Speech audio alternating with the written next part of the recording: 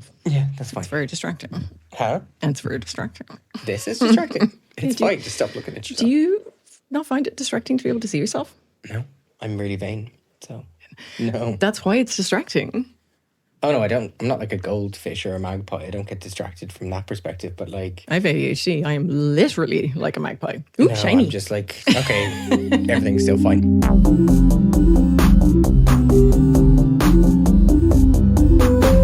Welcome to In Bits, the podcast that deconstructs our digital lives. I'm Nicola. And I'm Liam, and we're both lecturers in IDT, in psychology and cyber psychology. So, Nicola, what are you in bits about? It's actually, so Cassidy, what are you in bits about this week? Because we have a guest on the show to talk about cyberstalking, which I'm also in bits about. Dr. Cassidy Weeks, would you like to introduce yourself? Thank you. Yeah, hi. So I am a lecturer in forensic psychology at the University of Derby, and I recently completed my PhD in forensic psychology down at the University of Kent. Through that PhD, I was researching the perpetration and victimization of cyberstalking, and I have general interests in the perpetration of other online harms. My research focused on the types, the methods of cyberstalking that are being perpetrated, some of the responses of victims, the way that we categorize perpetrators of cyberstalking, and then I also looked at criminal justice responses within England and Wales currently as well. Excellent. So we saw Cassidy speak at the BPS conference last summer and really, really wanted to get her to come on the podcast because it's such an interesting area. And we did an episode previously on catfishing, which I think has a lot in common, and there's a lot of like crossover between that and cyberstalking. But cyberstalking is very much its own thing, and there is some really good research on it. I think you're doing Cassidy a disservice. Long before we were in Cassidy's talk, we were flicking through the program at a conference, and I was like, we absolutely have to go to this. This sounds really, really interesting. And then we were sat there for like 2 or 3 minutes into your talk, and I leaned over to Nick and I was like, we need to ask Cassidy to come on the podcast. And because it was just so, it was straight away, it was just so interesting. And I think there's elements of, and we can get into it, but there's elements of the presentation you gave that are actually in every single person's life around like the Internet of Things, of home devices and all those kind of aspects. And they can be really positive and really good. And then you can also be like, use them for significant harm as well. Yeah, absolutely.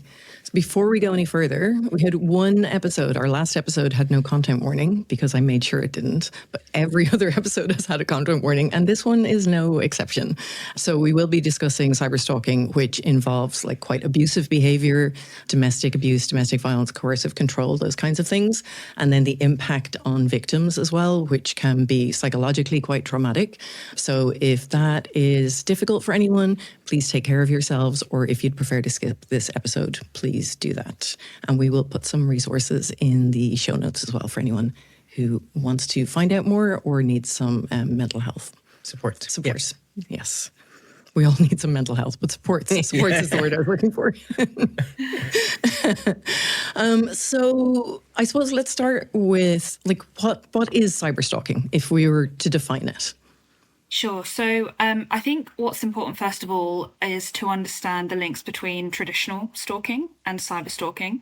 So within England and Wales, stalking is defined generally as any repeated unwanted behaviour that causes a victim to feel alarm or distress or fear of violence. And the key aspect that needs to be demonstrated legally is that there is a course of conduct of behaviour that amounts to stalking.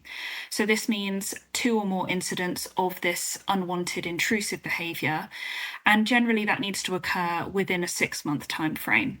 Most cases of stalking involve many, many more incidents than just 2, of course, but from a legal perspective that is the absolute bare minimum. Cyberstalking in England and Wales is not defined distinctly in the legislation to stalking. So stalking would be any repeated unwanted in-person behaviour that causes alarm, distress or fear. Cyberstalking would be any repeated unwanted online behaviour. that causes alarm, distress, or fear. Yeah. And it has to be that they're aware of as well, I suppose. If it's a well, if it's causing case, fear, or distress, then they would have to be, but correct. it's whether they're aware or not is also an important factor there too. It is, absolutely. And that's even more relevant with cyberstalking, because through my research and through a lot of the literature that's out there, we know that there are a whole range of methods of cyberstalking that can occur without a victim's knowledge. And that really does bring into question if we require the victim to feel alarm, distress, or fear and to report those feelings. Are we excluding cases where actually there is a lot going on under the surface? So it's quite a unique offence in that the individual behaviours themselves aren't necessarily illegal. Sending someone repeated messages, looking at someone's location on Snapchat, these things aren't illegal on their own. It's when they are combined within that course of conduct and it has that impact on the victim, that's when it becomes illegal. And I think something else to point out as well is, whilst the definitions are very similar, some researchers, they include stalking and cyberstalking together as one. Other researchers tend to separate these out. In reality, what we see is that the vast majority of cases involve both online and in-person behaviours. So the way that I tend to visualise it is a bit of a Venn diagram. You've got stalking on the left-hand side, cyberstalking on the right-hand side, but in the middle, that is where most cases fall. And I think it's unsurprising, really, if you are a perpetrator, you want to find every way you possibly can to cause that alarm, distress, or fear. And so you're going to employ as many methods as you possibly can. Yeah. And even the amount of information that's available online assists if what you really want to do is in-person stalking. So you're going to be looking at people's profiles and their activity to see where they are, what they're doing, where they work, all those kinds of things. Or even things like Strava and where you normally run and what routes you take. And like there's so much information available now that makes it much easier, I suppose, to find people in person if that's what the intent is. Or if it's particularly difficult to stalk that person in a face-to-face scenario, getting the same kind of psychological driver or reward system from gaining information from, whether it's just purely online information in like a Strava map and knowing what they're doing, or a camera in someone's home. Yeah. So a lot of the behaviors that you're talking about, sending repeated messages, like I'm not stalking Liam, but we send each other repeated messages all the time. Tracking somebody's location, like a lot of couples do that with each other, and it's perfectly benign. There's so much of the behaviors that are quite neutral in different circumstances. And then there's a lot of the behaviors that could come across as positive. Like I've heard people's experiences of going to the police and saying, this person like keeps sending me gifts. And they're kind of like, well, aren't you lucky, you know? But maybe you can talk about how those kinds of behaviors affect people or how they add up when they look like neutral or positive kind of engagements, but aren't. Yeah, absolutely. And I think there's a few points there to pick up on. I think, first of all, something, again, that is made quite clear when we're thinking about the legislation in relation to stalking and cyberstalking, and we're thinking about police responses, it needs to be absolutely clear that the situation is one-sided. So if you have two people who are monitoring each other's location, who are sending repeated messages to each other, who are monitoring each other's online activity, those things, if both people are involved, that would not come under stalking or cyberstalking. The intent is important, but also the impact is important. You know, we've discussed the fact that the victim has to feel this alarm, distress, or fear. And so that's really, really important to highlight in these cases. And the way that we measure that is important as well, asking victims how and why they are impacted. And I think, secondly, you mentioned, you know, a lot of these behaviours, they may be viewed positively. Wouldn't you want that kind of attention? Isn't it nice to receive those friendly messages? Isn't it nice to receive those gifts? And again, it picks up on the fact that actually a lot of these behaviours on their own are not necessarily that concerning, especially because for someone to perpetrate cyberstalking, the nature of the messages is actually irrelevant. Every single message they send could be perfectly pleasant, could be really complimentary, but actually it's the impact on the victim. If that is unwanted, then that's where we become concerned and it crosses that boundary. The same with receiving gifts or receiving money, anything along those lines. It really is the wider context that matters there. We know that these kind of behaviours have huge impacts on victims. There's been some really interesting recent research that has categorised the impacts on victims of stalking and cyberstalking. We know that psychological impacts are the most common, so depression, anxiety, PTSD. There's also a phrase hypervigilance, which you may be familiar with. In the kind of stalking and cyberstalking support space, we tend to avoid using the word paranoia. Paranoia has some negative connotations sometimes. If someone is labelled as paranoid, you might not believe that what they are worried about is actually happening.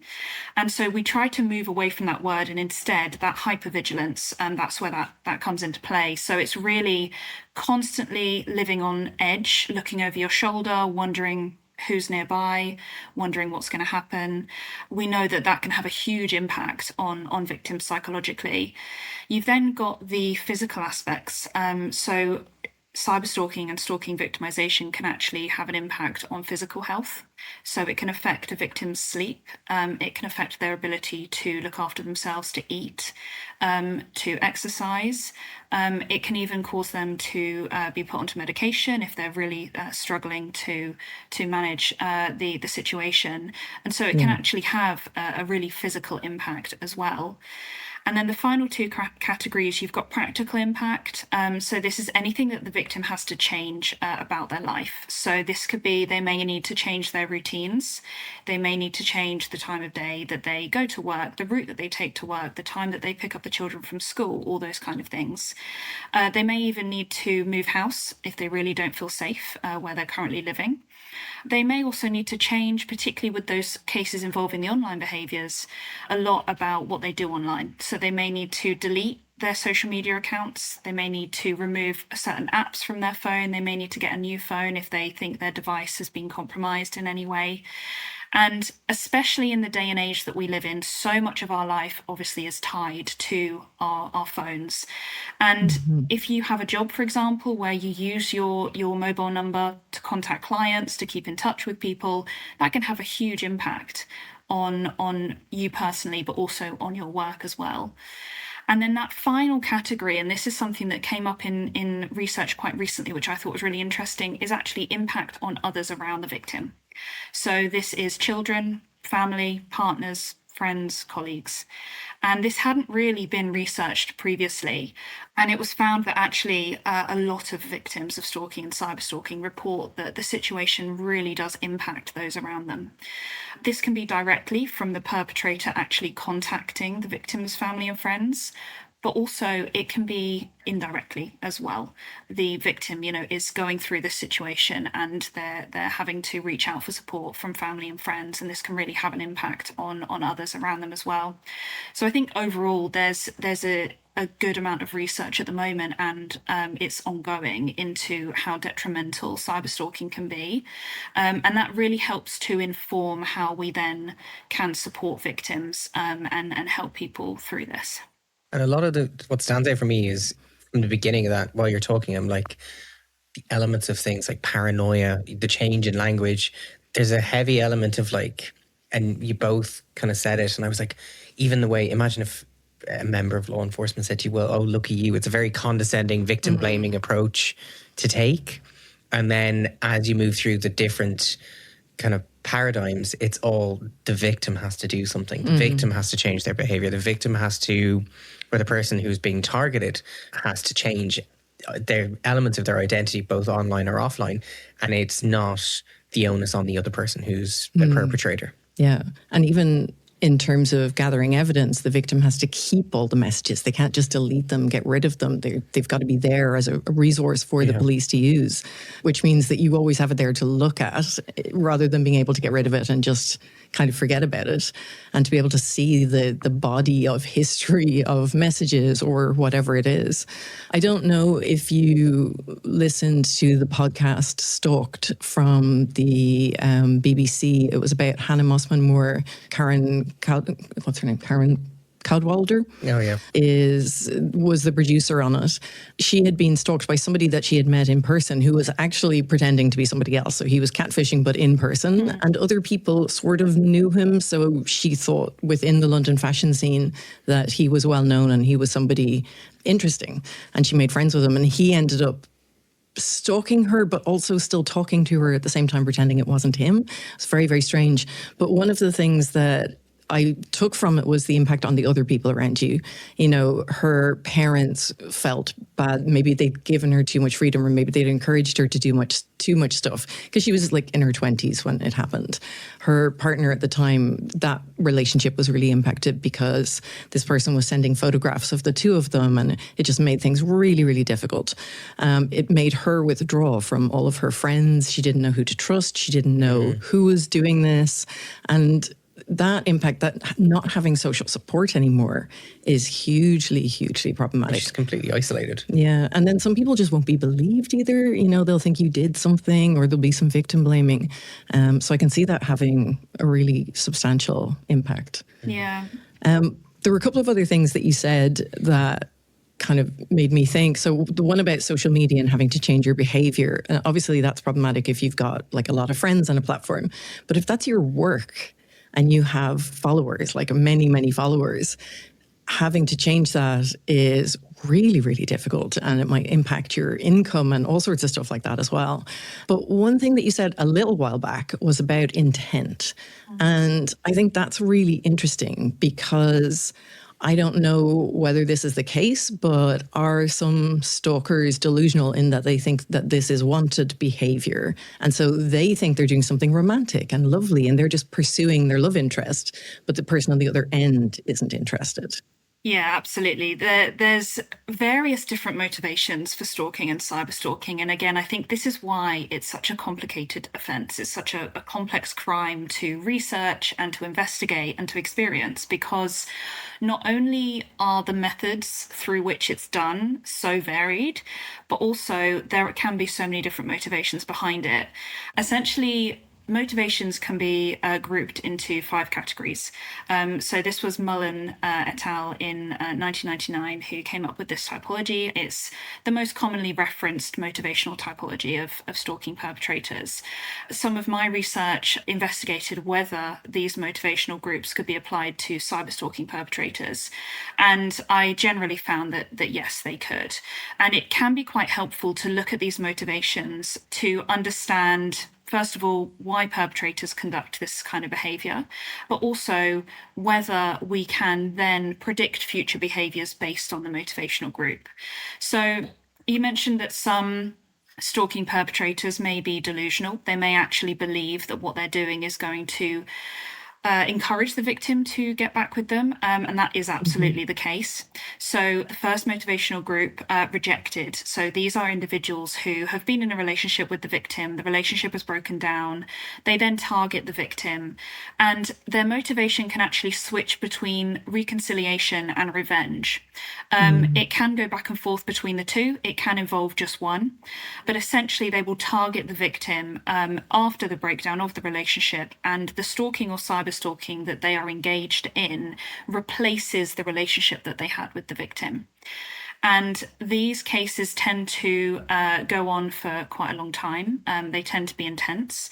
And this is the most common motivational group that we see. I think... Yeah. So it's basically the stalker's way of continuing the relationship on their side. Exactly.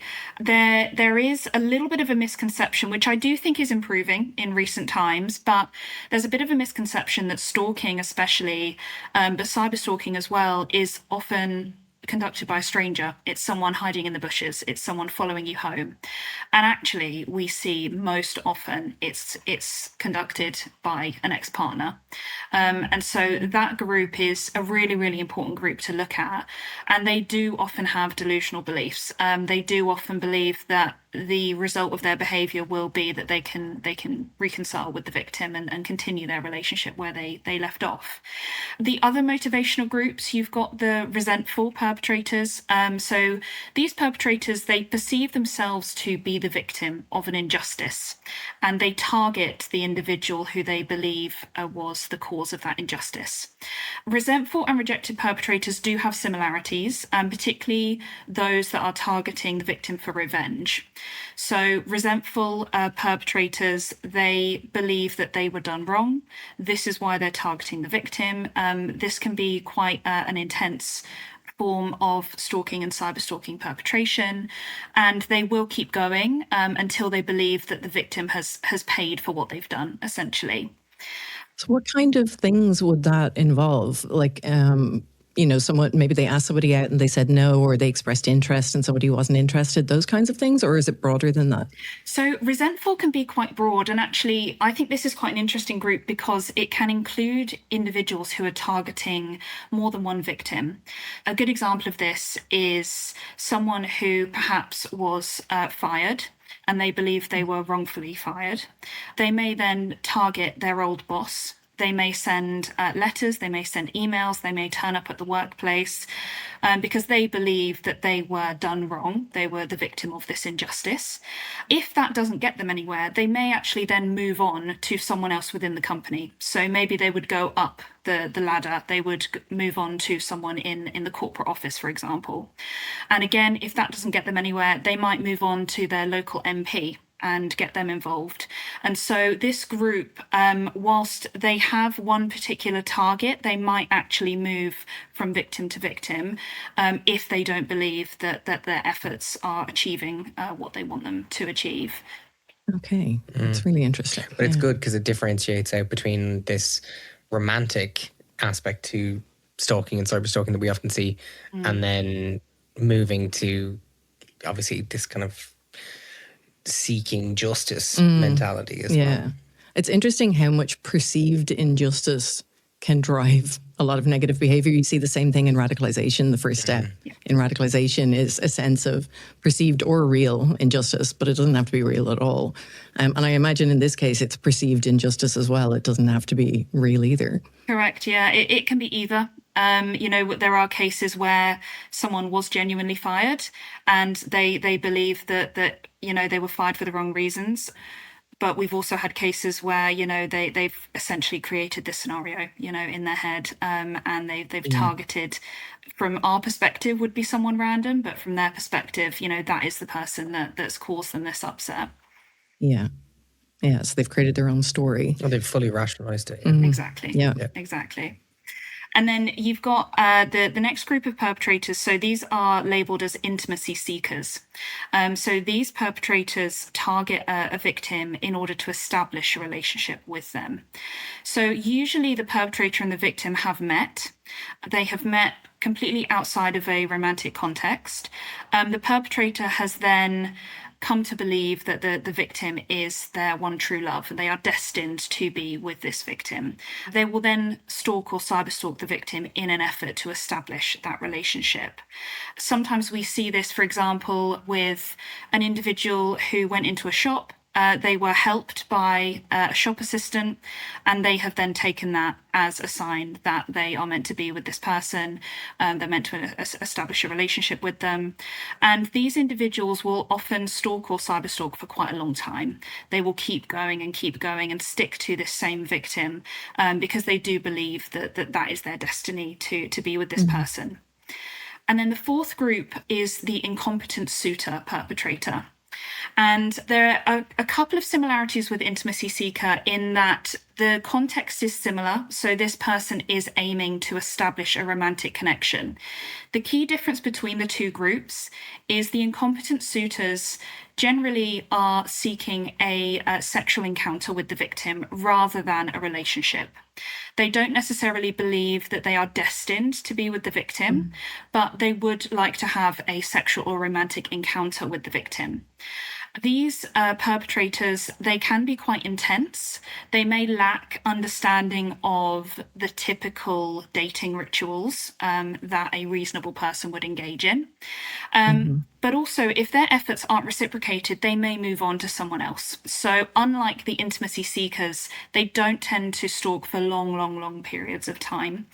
They will move on if they are not achieving what they want to achieve. And then the final group is the predatory group. This is the smallest group generally in terms of prevalence, but predatory perpetrators of stalking or cyberstalking are targeting the victim in preparation for a sexual or physical attack of the victim.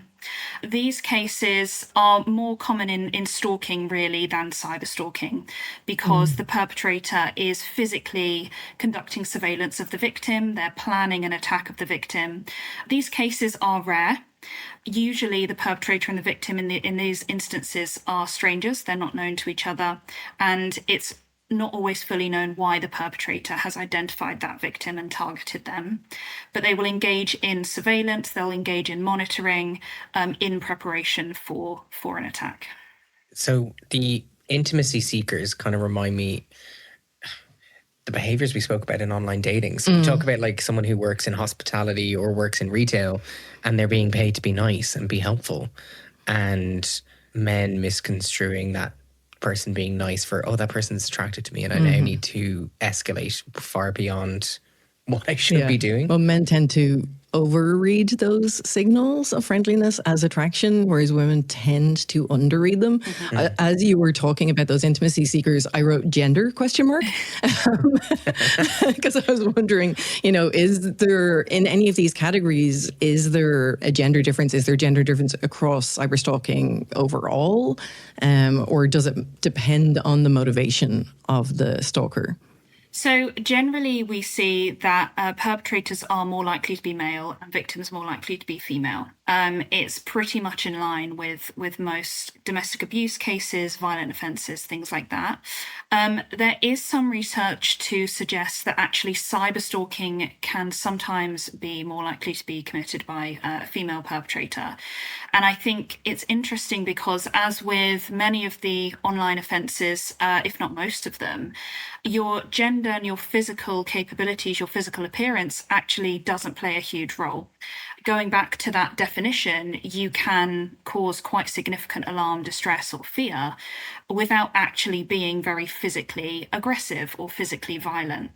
And so whilst we do still see that the vast majority of cases involve a male perpetrator and female victim, sometimes in cyberstalking, this can give female perpetrators an avenue to really have a huge impact. In terms of within the motivational groups, there doesn't tend to be a huge difference. Predatory is almost always male, but within the other groups, it doesn't vary too much. The only other difference is sometimes within the incompetent suitor group, you may have perpetrators who have learning differences or mental health difficulties. And again, that links back to not necessarily having a full understanding of how one would typically date in society. So not reading social cues and that kind of stuff. Yeah. Okay, that's really interesting. I'm surprised about the lack of a gender difference within the other groups, although if it's more male overall, then that makes sense, I suppose, to me. One of the questions I was going to ask you was, is there any group that is more likely to commit violence? Now, obviously, when you got to the predatory group, I was like, well, clearly that one. But out of the other groups, is there, because one of the things that I suppose people are fearful of is they don't know where this is going to go. We've heard news stories about stalking, and particularly with ex-intimate partners, about stalking ending in violence or murder. And so if this is happening to you, you might fear that this is where it's going. Is it more likely in some groups or from some motivations than others, or is that someone who's just a different kind of person? Yeah, so again, I think there's kind of two ways of looking at this. So in the original study back in 1999, when they created these groups, they proposed that perpetrators who fell into the rejected or resentful categories were more likely to be violent. The predatory category, there's a slight caveat there, because during the stalking itself, they're unlikely to be violent, but at the end, there is then a likelihood of a violent or sexual attack. Within the stalking course of conduct, the rejected and resentful perpetrators may be violent towards the victim, especially when that revenge and resentment and hatred comes into play. Having said that, my research, when I looked at these groups, I took a large sample of cases of stalking and cyberstalking, and I categorized them according to these motivational groups, and then I had a look at whether violence differed between the groups, and actually there weren't huge differences.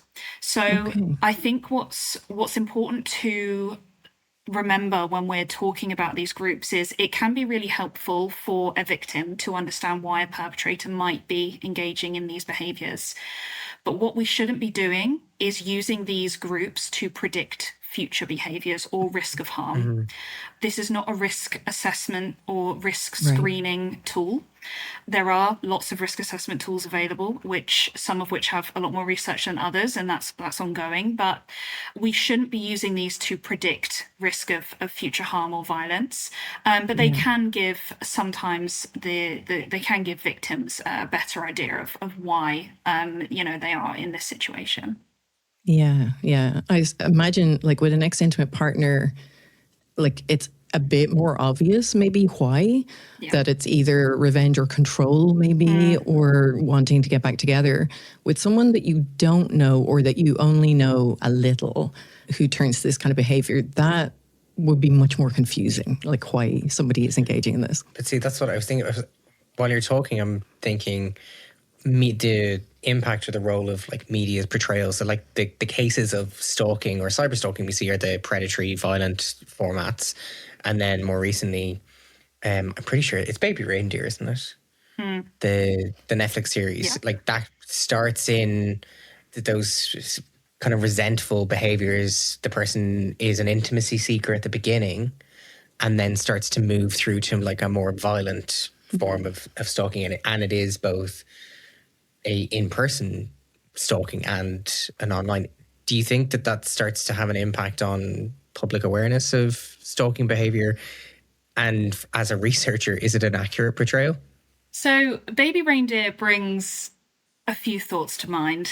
I don't necessarily think it's a bad idea to depict stalking and cyberstalking in the media, because the more awareness we have, the better we are going to be equipped to deal with it, especially for victims. If someone is watching that and thinking, actually, do you know what, I'm seeing a few similarities here with what I'm experiencing, then that's never a bad thing. I think the biggest issue with Baby Reindeer is how similar the portrayal was to the real case. And what you are essentially doing is throwing a spotlight on someone who is desperate for attention, who is delusional, who has clearly targeted the victim through a course of conduct of stalking and cyberstalking. You are giving them almost exactly what they want.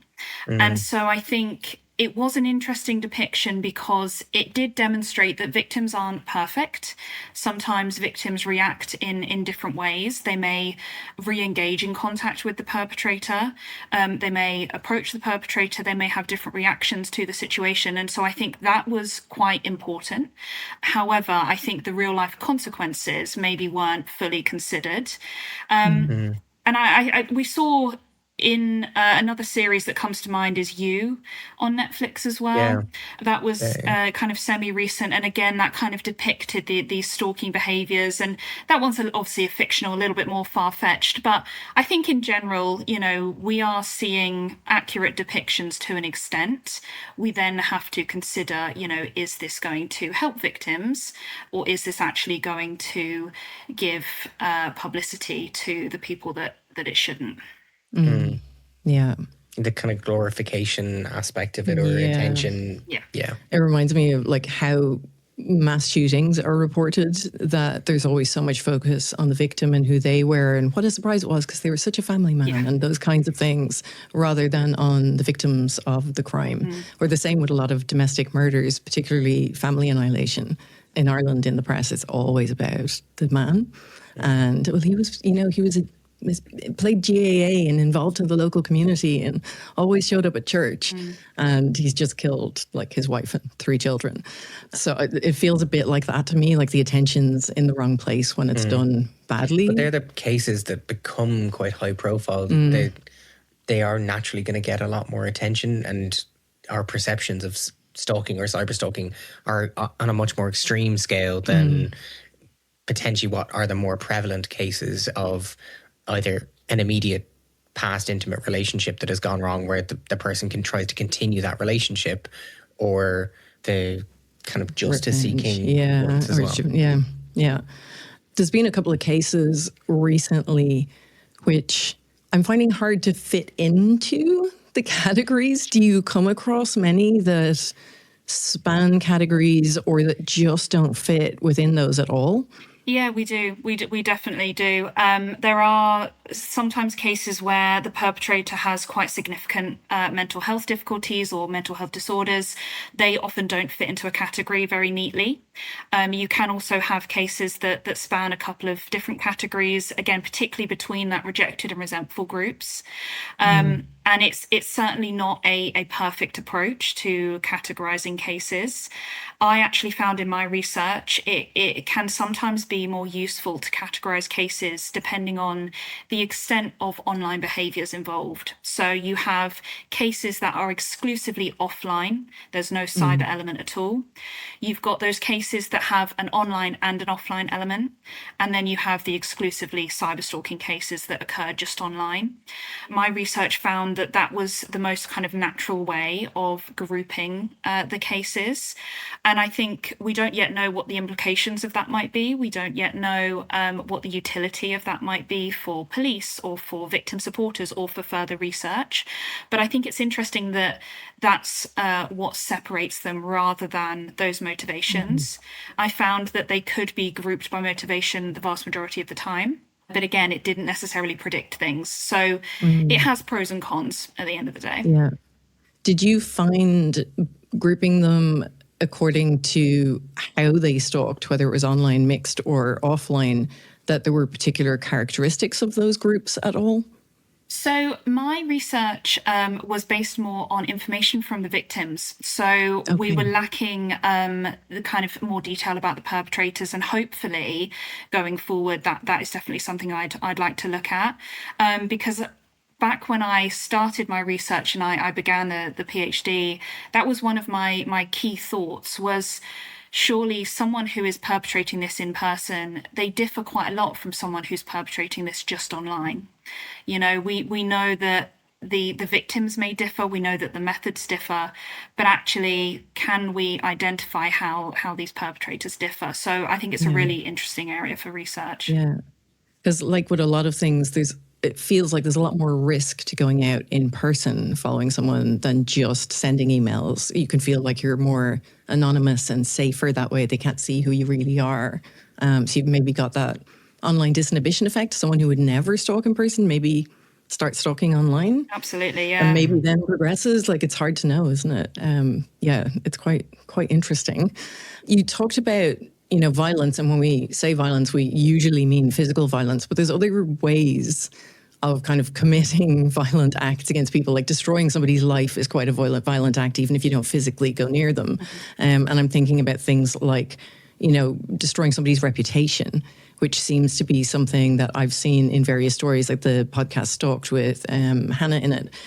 The stalker was calling her places of work, and she actually didn't find out for ages. But calling and either pretending to be her or calling about her and saying she'd done all these things and trying to ruin her reputation that way. Is that something else? Like, what kinds of methods are being used to target victims other than the ones that we kind of obviously think about, which is following somebody, sending emails to them, maybe sending gifts? Yeah, so vexatious complaints or, you know, spreading false information is something we see an awful lot. And this can often be as a result of the victim not reciprocating contact, first of all. So the perpetrator may target the victim initially, send them messages, emails, letters, however they wish to do it. If that's not reciprocated, they may then contact family and friends. They may then contact work. They may start to be posting about the victim online. And so you kind of have that move from direct to indirect. When it comes to cyberstalking, I think the easiest way to kind of group the methods is online contact, online posting, online monitoring, and then accessing accounts. So you've got those 4 groups. Online contact, obviously, that can include messages, emails, direct contact, but also invites to online groups, things like that. Online posting is a little bit more public. So this is when the perpetrator might actually make posts about the victim. They might post photos of the victim online. They might post in groups that they know that the victim is in. And obviously a lot of this, if not all of it, is occurring through social media. You then have online monitoring. So this may be monitoring the victim's online activity if they're able to do so, maybe monitoring their live location or their tagged locations. You mentioned something like Strava. That's a perfect example of an app that is designed to be productive and completely harmless and actually can clearly show people your exact route that you go on a run, where you start, where you finish, the time, who you go with, and you're giving all this information away, and you don't always know who can see that. So that's a big part of it as well. And then the final group, accessing. So accessing the victim's email accounts, social media accounts, online shopping accounts as well. And you kind of, within those 4 groups, you've almost got 2 categories there. So you've got the more overt methods, which would be the contact and the posting. And then you've got the slightly more covert methods, which would be the monitoring and the accessing. And it links back to something we said towards the beginning as well, which was, how do we know all the behaviors that are occurring? If you imagine, the tip of the iceberg, you can see those overt behaviors. That's what the victim is aware of. What's going on beneath the surface? Have we got all of these covert behaviors happening? And importantly, if the victim was aware of them, would it cause them alarm, distress, or fear? I'm sure the answer is probably yes. So, like if you knew somebody was checking all of your social media and any other information about you online every single day, multiple times a day, but you never knew they were. Yeah. And you found out they've been doing this for 6 months. Like, I would be kind of pretty distressed, freaked out by that. Yeah. This is what I was going to ask is, like, what are the issues? I have my research methods head back on. So, like, what are the issues with actually collecting this data? But from like people who are perpetrating, but also people who've been victims. Like, are there any barriers to reporting and accurate results? And you've kind of spoken so far around ex-partners, but a lot of the access to this information is also current partners. Yeah, and that's an important point, because particularly with the accessing online accounts or online monitoring, we see a lot of cases where the victim and perpetrator were in a relationship. They have set up smart home devices in their house. The relationship has broken down. The perpetrator moves out, but they still have access to those smart home devices.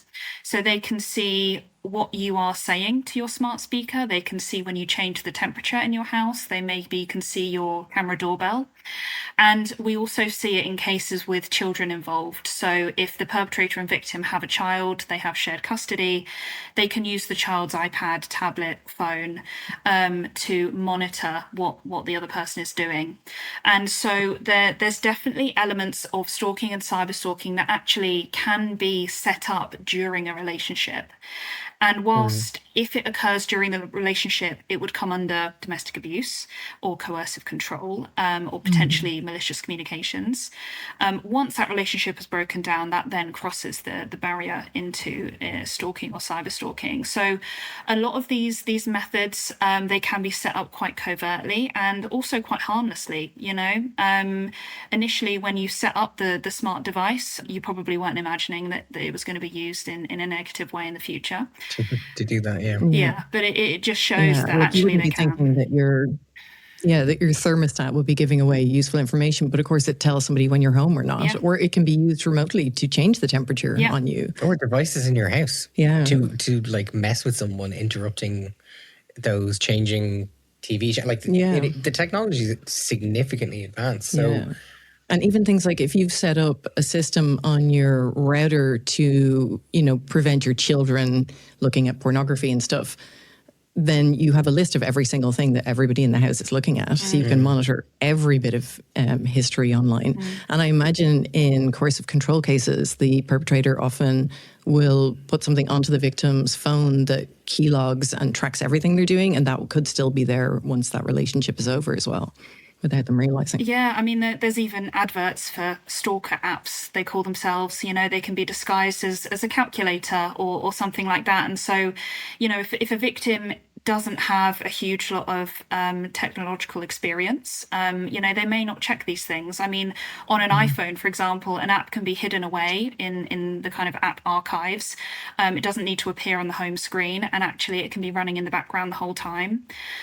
So there's huge issues. And again, it links back to Liam's question about how do we collect this data? How do we actually know what's happening?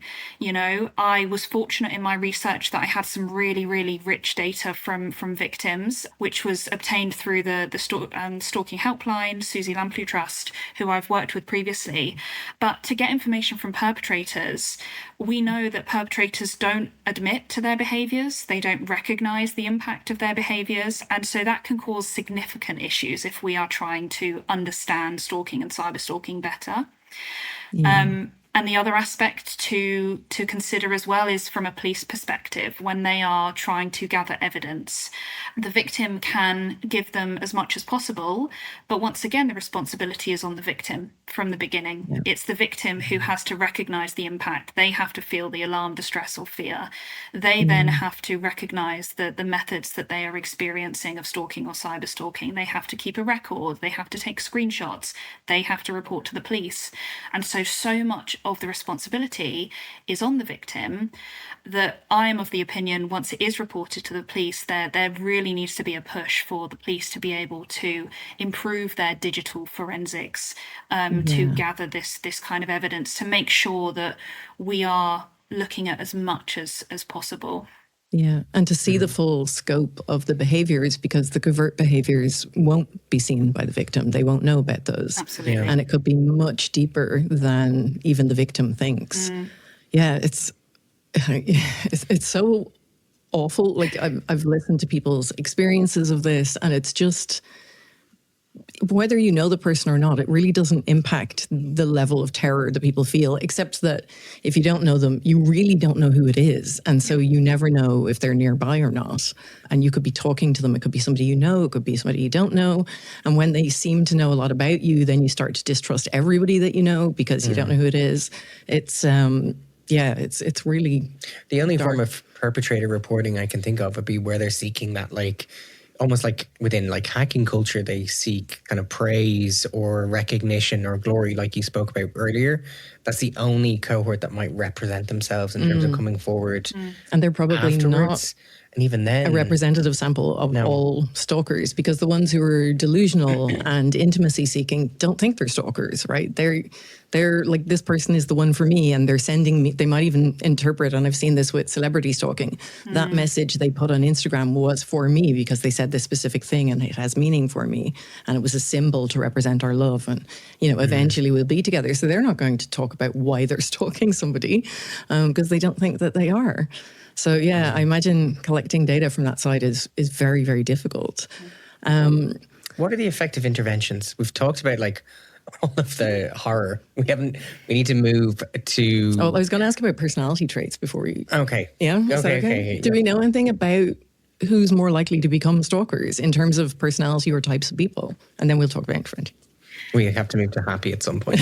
Well, that's if there are any. Yeah. Yeah. So there is a little bit of research into kind of personality traits. It's not something personally that I've looked at, but there are some quite interesting findings. Generally, things like psychopathy don't tend to be significantly higher in stalking populations, but there are elements of narcissism that definitely come into play. And, we've talked about the similarities, for example, people with domestic abuse and coercive control. And we know from research that, narcissistic traits tend to be quite prominent there. I think a lot of the time, though, it is context dependent. I think, yes, the personality traits, the previous experiences, they all do contribute. But I often think actually when someone is put in a scenario where they genuinely believe that they have been wronged, they genuinely believe that the relationship should not have ended, then I think almost anyone could resort to those behaviors if you have that belief. And obviously that links back to those kind of delusional perspectives as well. So anyone who is more susceptible to feeling that could be more likely to perpetrate. But we see, generally in the cases, these people can be very well adjusted.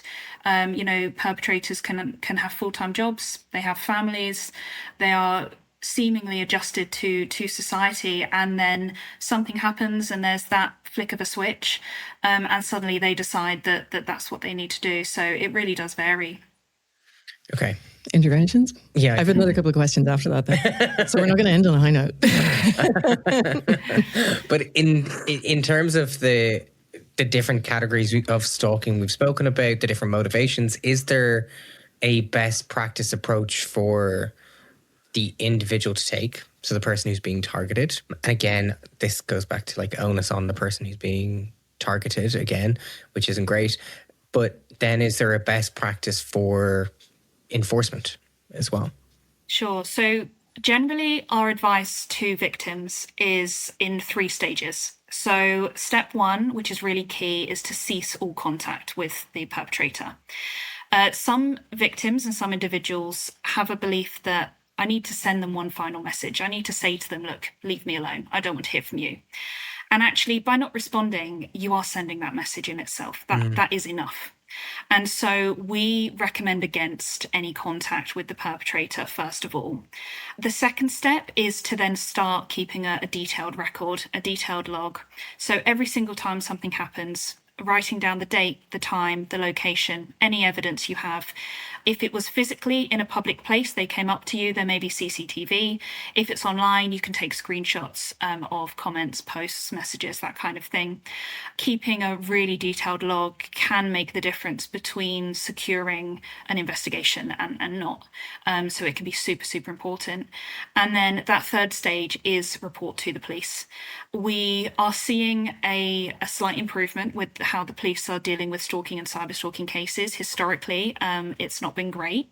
Some of my research looked at the criminal justice responses, and we are seeing improvements. But as a victim, if you are able to lay the foundations with a detailed log and clear evidence that you cut off contact, it's a one-sided situation, you put yourself in a much stronger position. From a legal perspective, there are a few options of what the police can actually do. We always hope that they will open an investigation. There's a few different options in terms of the legal ramifications. They can arrest the perpetrator and give them bail conditions. Bail conditions can prevent contact to the victim. They can enforce location restrictions as well. But breach of pre-charge bail conditions is not a criminal offence.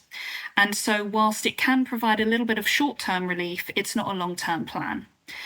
What we would hope is that the police can continue their investigation and build up a strong log of evidence before hopefully charging the perpetrator with stalking.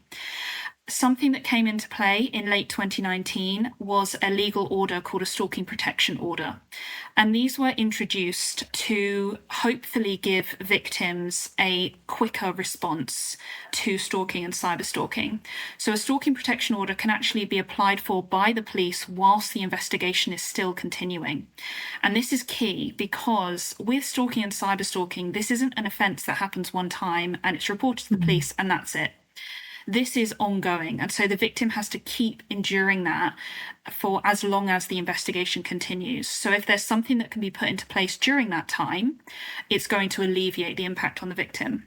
Does that include cyberstalking behaviour as well, or is it just stalking? It does, yes. So stalking and cyberstalking, because they both come under that same legislation, they're not defined distinctly. They would both be included as long as it's that course of conduct of repeated unwanted behaviour.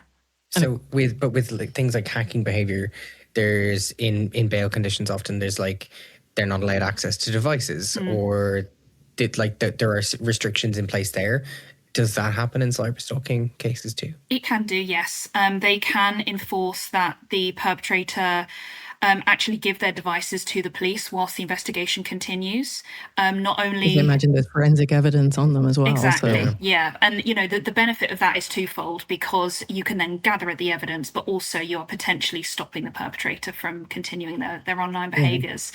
And that's the benefit of stalking protection orders, is they place restrictions on the perpetrator, but also they have what are called positive requirements. So they can force the perpetrator to give their devices over, and they can also force the perpetrator to attend a mental health assessment or a behavioural intervention. And that's slightly different to the pre-existing orders, such as restraining orders or non-molestation orders. Those don't have positive requirements. So it was really beneficial to see these come into play in late 2019, 2020.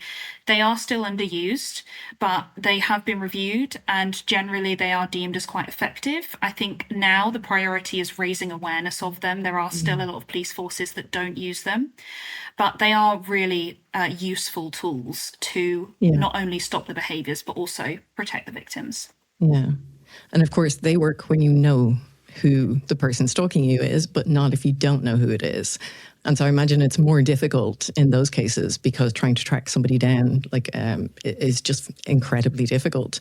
Yeah. What is the recidivism rate? Like when people have been prosecuted and found guilty of stalking, what is the likelihood that they're going to do it again? I think a lot of the time it can relate back to the context again and the motivation, because if they are arrested, perhaps they have a stalking protection order or restraining order, or in very rare cases a custodial sentence, they serve that time and they come out the other side. A lot of it is then dependent on, have those beliefs subsided? You know, have they actually been able to move on from the victim? We do see cases where perpetrators return to the victim, they target them again, they breach the restraining orders, they breach the stalking protection orders, but it really does depend on whether those beliefs have subsided. There is some upcoming and ongoing research into interventions to actually help perpetrators move on and deal with emotional situations in more productive ways. But these are still in the early stages. Stalking interventions are under-researched, underfunded, and so there's still a long way to go to actually ensure that these perpetrators don't return to stalking or cyberstalking. Yeah. I don't know if you've come across a case in Scotland at all. It was very widely reported in the media there and down in the UK as well, or in England as well. And there's a recent BBC documentary actually just came out last weekend on it, where they talked to quite a few of the victims as well as like the mother and sister of the perpetrator. And it's a really unusual case. So I also contributed to the documentary, and it was like, it's being described as a catfishing case, but it's a catfishing and cyberstalking and stalking, offline stalking case. And it doesn't fit neatly anywhere in the categories for me. Are you aware of the case at all? Have you come across it? I am a little bit, yeah. I read up a little bit about it, and I know that this was a really pervasive offender, wasn't she? Yeah.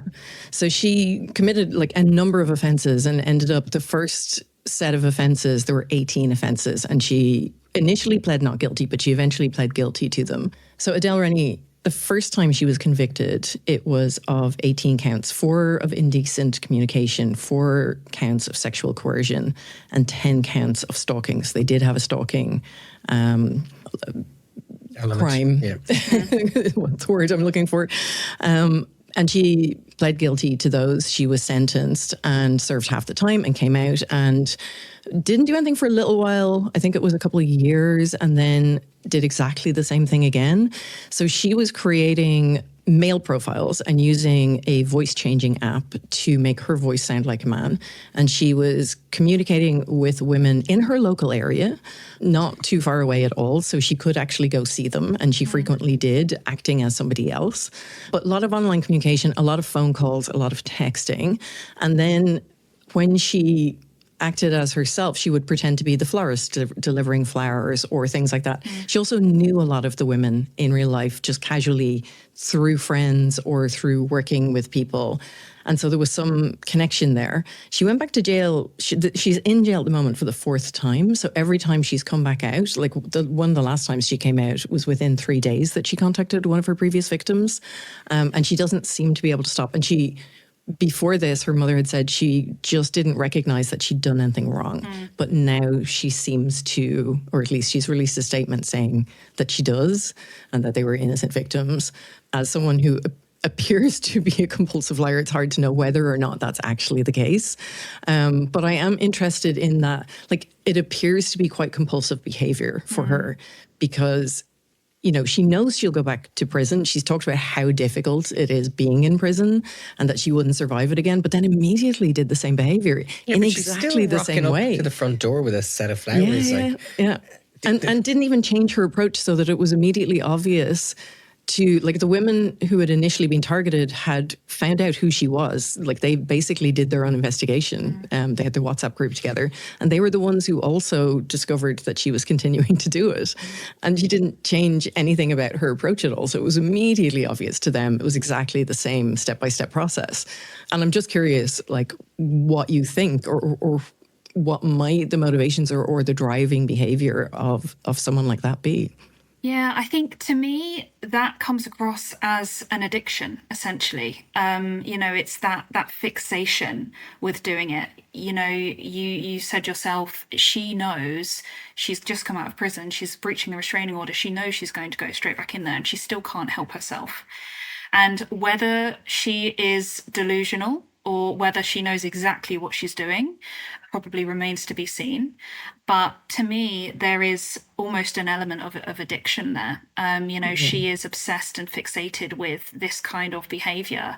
And because she's had so many victims as well, she almost doesn't really care who the victim is, and that's why it doesn't necessarily neatly fit into any of those categories. And we do see cases like this. But yeah, it's also demonstrates that a female perpetrator can have, such a huge impact. Not all the cases fit this kind of male perpetrator, female victim category. And, it goes to show that it can be really, really pervasive and ongoing. And with someone like that, the question really is will she stop, and how do we get her to stop? Is she going to be open to some kind of behavioral intervention, or really is it just going to be a continuous cycle of breaches and custodial sentences again? It's hard to know. Yeah, because it's obviously meeting some needs that she has in some way, and unless she can find a way to meet those needs in other healthier ways, then that's going to be unmet. And like, even the time she was out for, I think it was maybe 4 years she was out. And then did it again. Like, that's quite a long period to have not done it, but maybe there was a stressor then that made her go back to that and to meet her needs or something. Or were they aware that, or did she? Or maybe there were people she didn't know. Yeah, it's hard to know. Yeah, I think it's interesting because it doesn't fit. Like, it has an element of that intimacy seeking. Like, all of the people she contacted were women. There was lots of sexual conversations. Some of them she was super lovely to and sent gifts to and was very complimentary. Others she was really debasing, degrading, insulting. It felt very much like coercive control. So it wasn't even, acting out one aspect of personality that you couldn't otherwise, or anything like that. There's no consistent motivation there, or like... It's hard to tell what it is. Yeah. It's an unusual case. Yeah. Very.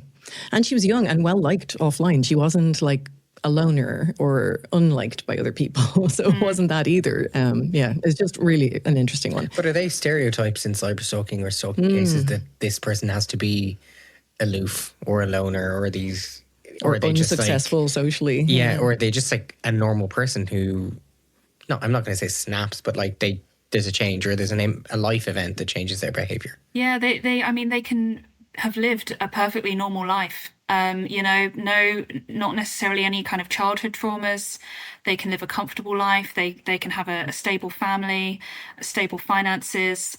But really, if that breakdown of the relationship happens, or that perceived injustice happens, that can just be that trigger. And I think that's why the context is so important, because it's not one size fits all. It's not a certain type of person. It really does come down to the wider situation and the situation that they then put themselves in. Yeah. We've seen with the advance of different technologies how they can be used in stalking. So we've talked about, smart homes and all of those kind of things. What do you see happening in the future with different technologies? So I think the biggest concern that I have at the moment is, the absolute explosion of AI. We know it's happening. It's been happening for the last few years. And I know a lot of researchers are having to now kind of incorporate it into their ongoing research. There was a case that emerged, I believe it was late 2024, early 2025, over in the US. This was a case of cyberstalking that actually had been going on many, many years with many different victims.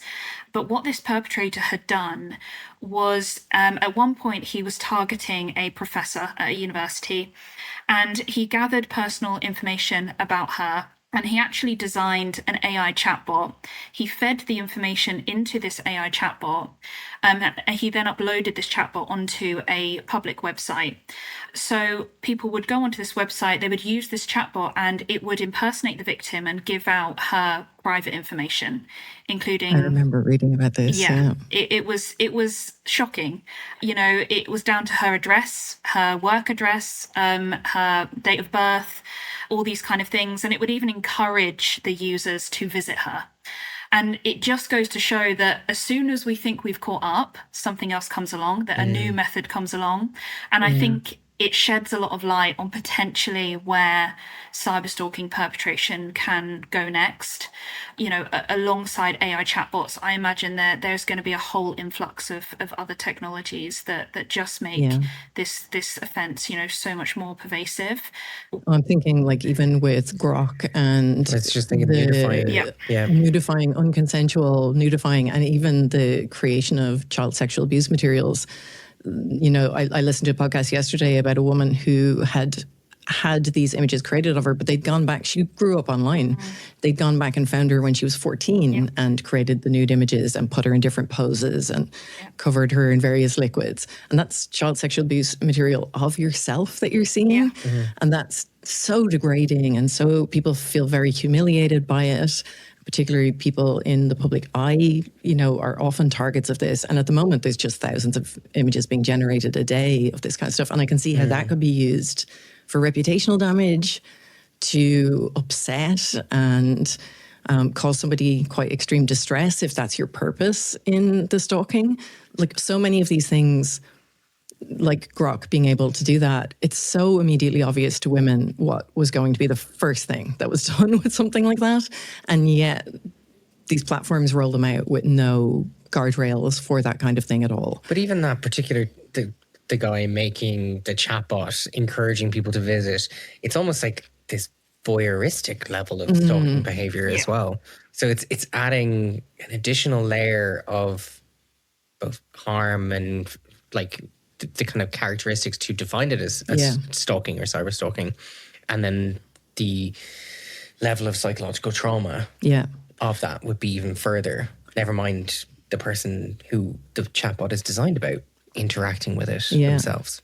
But it also makes me think of that case that we had in Ireland not very long ago, because it was about giving information about a victim to other people that could potentially cause the victim harm. So it wasn't necessarily, well, it was kind of stalking. So basically it was a case where there were two police who worked together, a man and a woman. Like, they were friendly. They were actually friends. The woman did not know that it was the man doing this, but he put her information on a website designed for various different kinds of sexual kinks, one of which is consensual non-consent. So setting up an arrangement with your consent to pretend to be raped or sexually assaulted. But he was doing this on her behalf, pretending to be her. He put up photographs of her car, her number, geolocation, where her kids went to school, the age of her kids, who were teenage girls, Google Maps of her street view. There was a lot of information, but then he also created this. He would then interact with her, and then I suppose within that community, one of the people contacted her off the website, found her on Facebook, and basically was like, "Is this you? I want to re-verify this and actual, like, get almost like 2FA consent." Thankfully. And she was like, "No, it's not." She eventually set up her own profile, interacted with that profile to figure out who it was, and basically investigated it herself, and then actually went to try and get it prosecuted, which she did. Yeah, it was quite difficult because no physical crime had been committed. He hadn't physically hurt her. He hadn't necessarily stalked her because he knew her and they were friends, and no one had gone and physically hurt her yet, but there was definitely the potential. He had two or three people that he was talking to, setting it up as though he was her. But it wasn't just harm against her, it was harm against her and her two children. daughters. Yeah. Do you know what he was charged with in the end? He was charged with inciting other people to commit rape. He was charged with endangerment as well, so 6 counts of endangerment, and also with possession of child sexual abuse material. So he was actually sentenced to 8 years in prison with the last year suspended, which, when you consider the trauma of the idea of your self being put on one of these websites and your colleague who you thought was a friend arranging for people to rape you and potentially your daughters, doesn't seem like terribly long, because he'll probably be out in 4. Yeah. Yeah. But when these cases happen, they often refer to like the reputation of the person who was involved. So they're an upstanding member of society, particularly if they're a member of the police or someone who's substantial in a local community, and that starts to have an impact on issues around sentencing. I think in this case, though, the judge actually said that as an upstanding member of the community, as someone who was supposed to be, protecting people, it actually makes it worse that you weren't, that you were inciting this. Yeah. So it was one of the times where it actually maybe made a difference. Do we have a final thing that we want to say? I think we should probably wrap with support services. In Ireland, Women's Aid offer support for victims of stalking, but there's also a website, stalkinginIreland.ie, that offers supports as well. And of course, you can call the Crime Victims Helpline here as well. We want to actually mention them in the website as well, but the resources on the show notes, because it's such an important thing, and maybe someone listening to this has realised that they're actually experiencing this and will know where to go. Yeah. Cassidy, are there any particular ones in the UK you'd like to mention? Yeah, so the biggest helpline in the UK is the National Stalking Helpline, a helpline that I have worked on in the past. So I know the work they're doing is super, super important. And that can be found online through the Susie Lamplugh Trust, and the Alice Ruggles Trust as well offers support to victims of stalking and cyberstalking. Okay. Excellent. We'll put those into the show notes as well. Cassidy, thank you. Sorry, Dr. Weeks, thank you so much for coming on the podcast and chatting to us about this. You have a depth of knowledge that neither of us has about it. So we really, really appreciate you bringing your expertise here and talking about it like so clearly and making it so concrete for people so that they can fully understand, what's going on in these situations and the different ways that it can present. Yeah, I think it's really practical, and it takes the mystery out of it. I think is really important, that this is so out there and outlandish when it actually can be related back to people as well. Yeah. Good. Thank you for having me. Okay. You're very welcome. You've been listening to In Bits, the podcast that deconstructs our digital lives. I am Nicola Fox-Hamilton. And I'm Liam Challoner. You can find us on social media, on Blue Sky, Instagram, TikTok, and YouTube. I can never remember. At InBits Podcast. We'd like to hear from you. So if you would like to know more, or if there's particular topics that you have in mind that you think are interesting, please do reach out and we will do our best to focus on those for you. This episode was produced and edited by the wonderful Owen Hurley. And thank you also to Owen for our music, for our theme tune. We will be back in 2 weeks' time. So we will see you then. See you then. Thank you very much. Bye.